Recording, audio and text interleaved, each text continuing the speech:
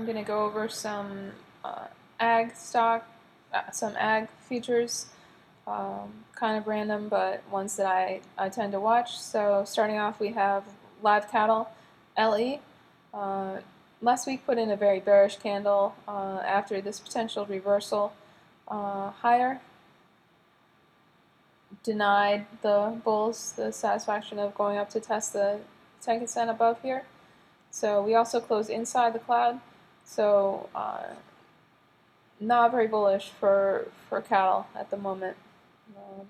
We'll see if we can get back above the cloud and go from there. If we don't get it back above the cloud, then we can look for prices to continue to sell and maybe lose the cloud at some point. But overall, the chart is pretty bullish still. We have price over the cloud except for this last candle, and we do have a bear cross that happened here a few weeks ago, and but another potential bullish factor is the Chicago span is finding support at the top of this candle.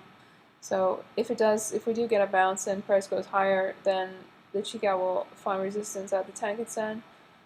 But then after that, it can break through and go higher, or it can maybe gets hung up on this candle instead, because that's the next candle. So we'll see what happens with live cattle.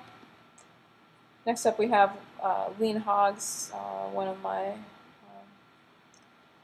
Twitter friends pointed this chart out to me and said that they were getting swing long. I think it's a great opportunity. A little bit concerned about the topping tail on last week's candle, but overall it looks like a reversal is intact, and we should see higher prices up to the Tenkan-sen. Then we'll see what happens there. It's possible we could get price rejected by the Tenkan-sen, which would be a classic, what I like to call Tenkan smackdown setup. So maybe a short at that point, but we'll see what happens when it gets there. If we do get over the Tenkan-sen, then chances are good for a price to appreciate higher towards the flat Kijun-sen above. Also note that we are still oversold on the RSI. Next up, we have wheat. Wheat tried to put in a reversal higher, and instead reversed here at this prior resistance level as the Chicago hit these candles and was unable to get over. And then price, reversed lower, put in a lower low, and but a higher high. So technically, the trend is still an uptrend because this candle did not put in a lower high. So we'll see what happens. We do have a bear cross in effect here as the Tenkan-sen has closed below the Kijun-sen. Overall, price is bearish under the cloud. Next up, we have soybeans. Trend is up. Overall, the chart is bearish. Chicago is under the candles, so it will run into them at some point, cause problems or cause resistance. And we see that price already ran into the Tenkan-sen here and was unable to get over. So watch the 1011.63 area for potential resistance again on soybean futures.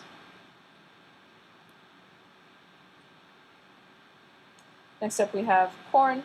Corn has just been trading in this super boring range.